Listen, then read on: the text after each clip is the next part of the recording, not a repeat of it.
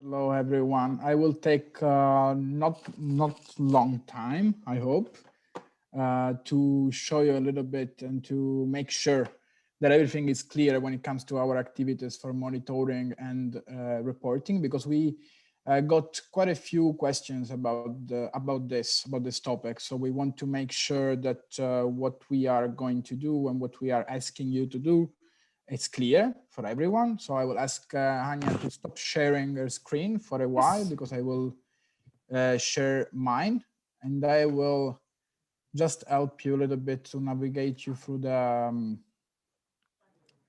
here we are. Okay, so let me know if you see my screen already.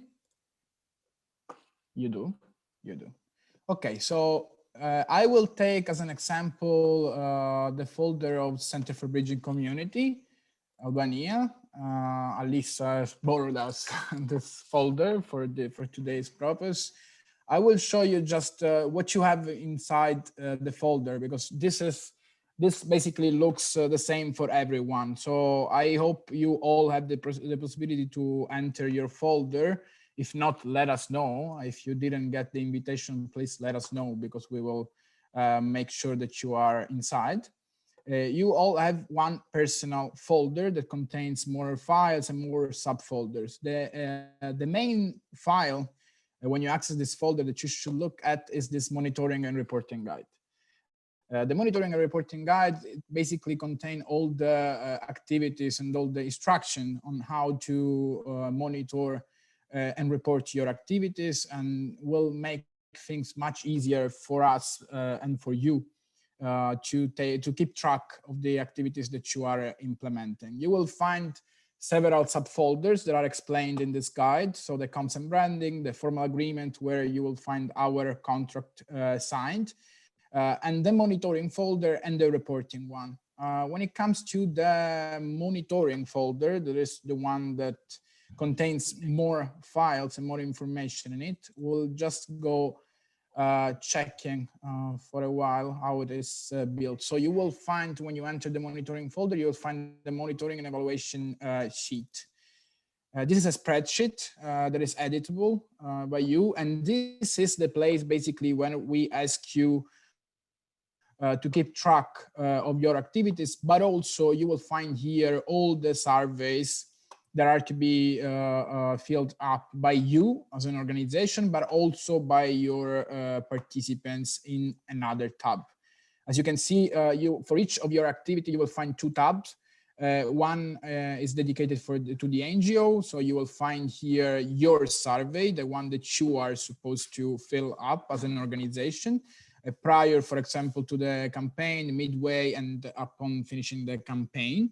You will also have the possibility to write some dates when your survey were completed, who are the participants of your campaigns in this case, when we talk about the campaigns, and also links to the social media profile used by your ambassadors of change. In the other tab, you will find the surveys for the ambassadors of change. It's very important that you start filling up the surveys because, as you know, and as you have read, of course, in your contract, because this was part of your contract, monitoring and evaluating is a very essential part of what we are doing here.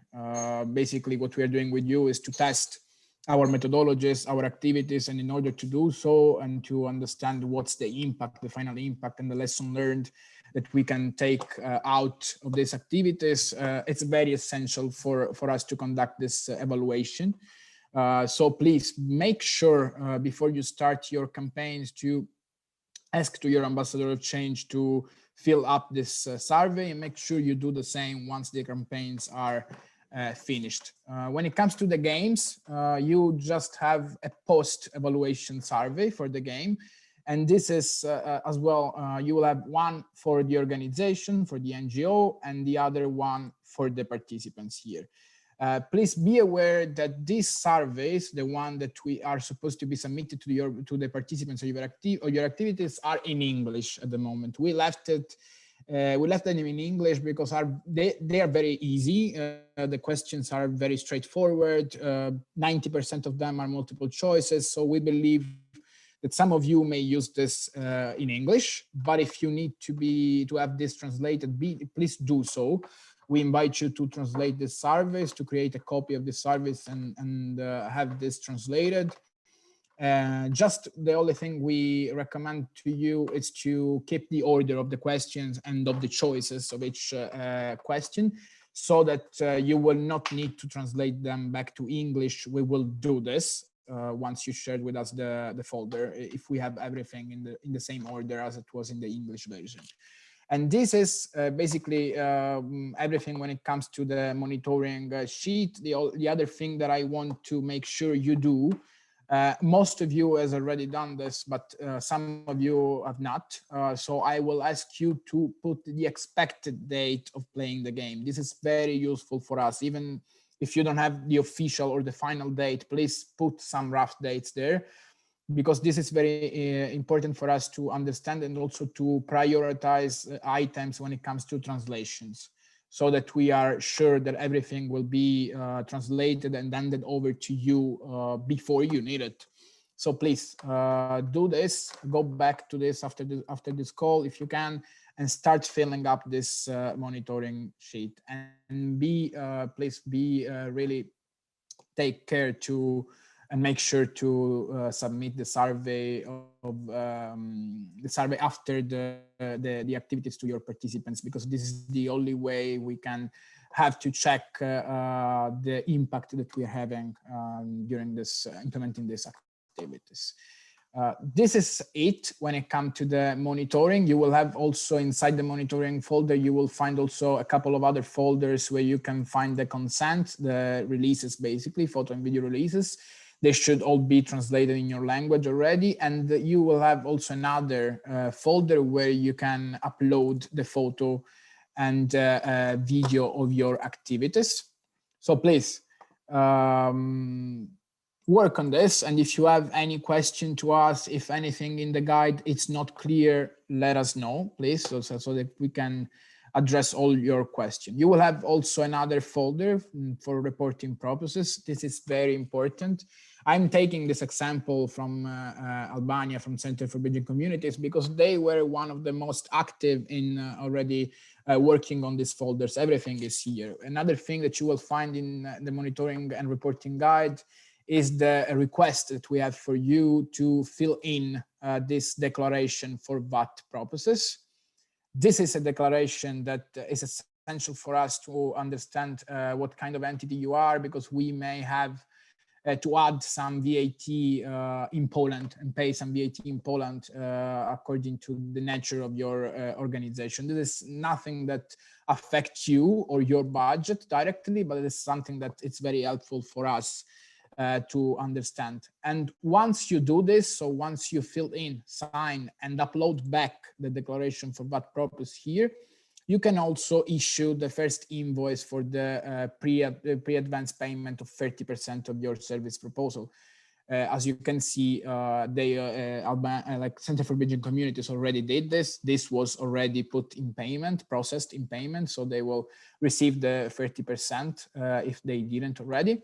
So please be aware that it's mandatory in order to issue the first invoice, that you can already do if you want, to upload first the declaration for VAT purpose. You will also find here a sheet for the financial reporting. Read the monitoring guide and the reporting guide. Everything is explained there, but basically this is very easy. You can use this to track the expenses and the costs that you are incurring during the implementation of your activities, and you can use this other folder to put the invoice, receipts, declarations, everything that is connected with the reporting activities of your service proposal, connected to your service proposal. So this is probably everybody's first time, potentially the first time that you're seeing anything about a configurator. And if you're wondering what the configurator is and why we didn't mention it earlier, is because this is essentially a tool that is created to assist you in playing your game. The reason we didn't initially provide it up front is because we know that you all have a lot going on, organizing campaigns, organizing games, getting young people together, et cetera, et cetera.